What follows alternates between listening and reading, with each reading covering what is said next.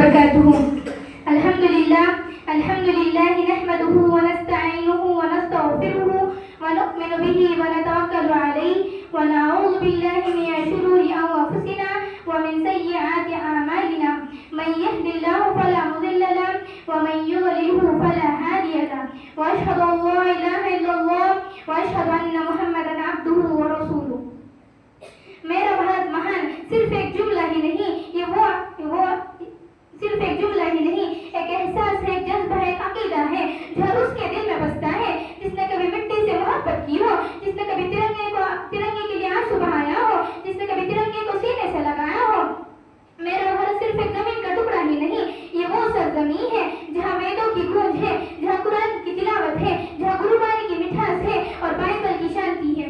ये वो वतन है जहाँ गौतम बुद्ध की करुणा है, जहाँ नानक की इंसानियत है और मोहम्मद सल्लल्लाहु अलैहि वसल्लम की रहमत का रंग है। जब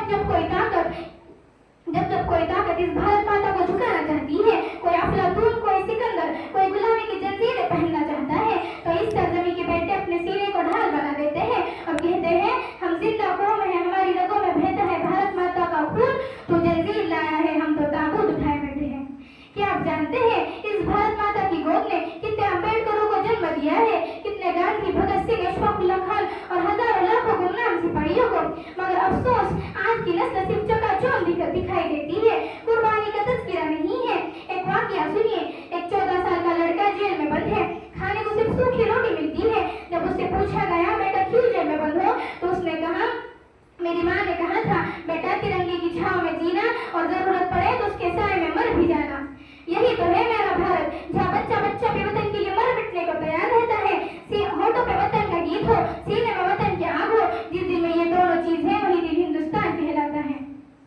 भारत की महानता उसके जबान में नहीं, उसके किरदार में है।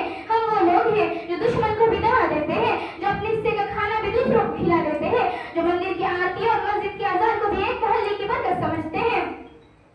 क्या आप जानते हैं 1947 का मंजर, जब लोगों ने अपनी जानें देकर ये आजादी छोड़ गए, तो उन्होंने कहा हमें नहीं चाहिए ताज, नहीं चाहिए तो हमें नहीं चाहिए ताज, नहीं चाहिए तो हमें चाहिए सिर्फ ऐसा मुल्क जो हमारी पहचान बन जाए।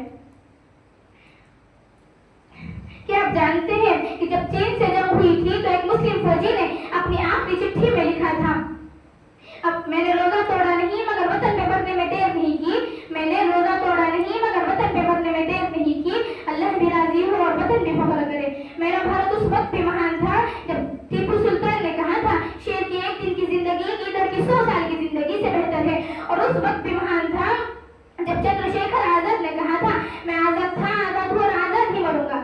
मेरा भारत उस वक्त भी महान था जब गुलामी के साए थे, क्योंकि उसकी फिजा में आजादी की तलब थी, और आज भी महान है जब दुनिया उसे सुपर पावर मानती है। मगर याद रखो दुनिया की असली ताकत उसकी आर्मी नहीं, उसकी एकता है।